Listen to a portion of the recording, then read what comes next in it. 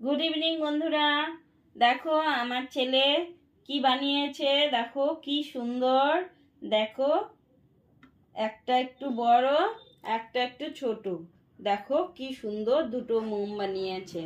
একটা একটু কালারিং, এটার মধ্যে একটু রেড আর এটা হোয়াইট, এটা একটু বড়। তো আমি ধরিয়ে দেখাচ্ছি বন্ধুরা, কি সুন্দর হয়েছে।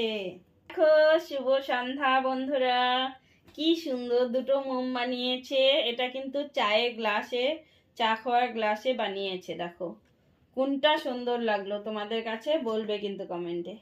দেখো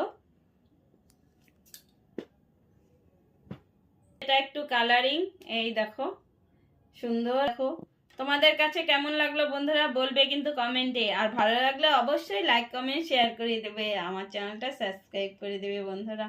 এত সুন্দর দুটো মোম বানানোর জন্য এর আগের দিন দেখিয়েছে।